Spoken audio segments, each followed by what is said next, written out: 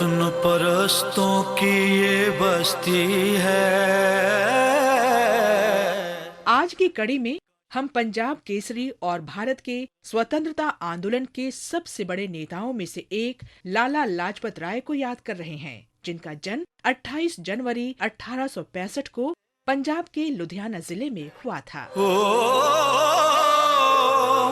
Sir कटाते हैं, जान देते हैं, अर्श से ऊंची इनकी हस्ती है।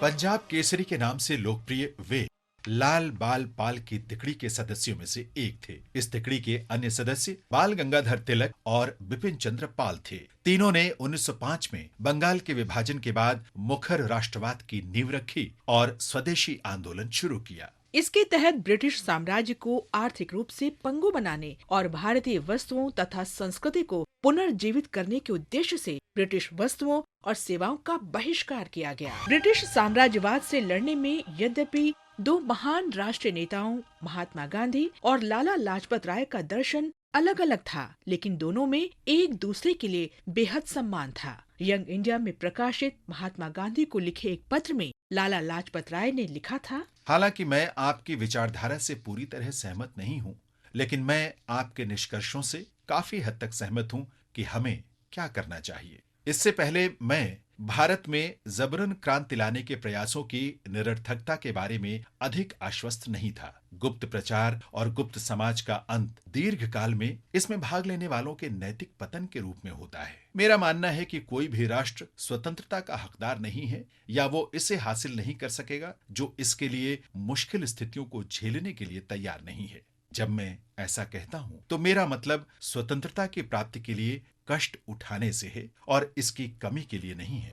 18 नवंबर 1928 को लाला लाजपत राय की मृत्यु से महात्मा गांधी बहुत व्यथित थे। नवंबर 1928 के यंग इंडिया संस्करण में उन्होंने लिखा, लाला जी जैसे लोग तब तक नहीं मर सकते जब तक भारतीय आकाश में सूरज चमकता है। लाला जी का मतलब एक संस्था है। युवावस्था से ही उन्होंने अपने देश की सेवा को धर्म बना लिया। उनका राष्ट्रवाद अंतर्राष्ट्रीय था, इसलिए यूरोपीय दिमाग पर उनकी पकड़ थी। यूरोप और अमेरिका में बड़ी संख्या में उनके मित्र थे। वे लाला जी से प्यार करते थे क्योंकि वे उन्हें समझते थे। एक भी जन आंदोलन के बारे में सोचना असंभव है जिसमें लाला जी नहीं पाए गए। सेवा के प्रति उनका प्रेम अतुलनीय था। उन्होंने शैक्षणिक संस्थानों की स्थापना की। उन्होंने वंचित वर्गों से मित्रता की।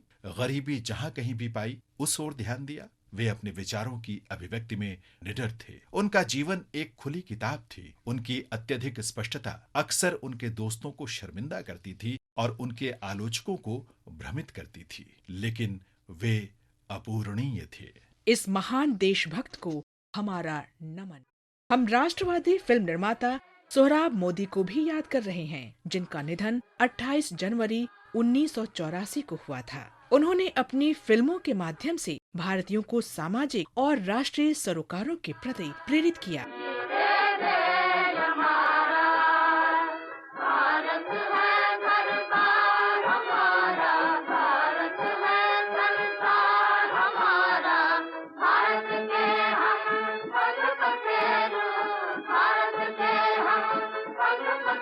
सोहराब मोदी ने अपनी फिल्म सिकंदर के माध्यम से देशभक्त की भावना और राष्ट्रीय भावना को जगाया। ये फिल्म राष्ट्र में तनावपूर्ण राजनीतिक माहौल पर आधारित थी जब द्वितीय विश्व युद्ध अपने चरम पर था और गांधी जी के सविनय अवज्ञा के आह्वान के माध्यम से स्वतंत्रता आंदोलन को गति मिली थी। इस फिल्म को बॉम्बे सेंसर बोर्ड से स्वीकृति मिल गई थी, लेकिन बाद में इसे सेना की छावनियों के कुछ थिएटरों में प्रतिबंधित कर दिया गया। हालांकि राष्ट्रवाद के लिए फिल्म की अपील इतनी महान और प्रत्यक्ष थी कि वर्षों तक लोकप्रिय रही। इस राष्ट्रवादी फिल्म निर्माता को हमारी विनम्र श्रद्धांजलि।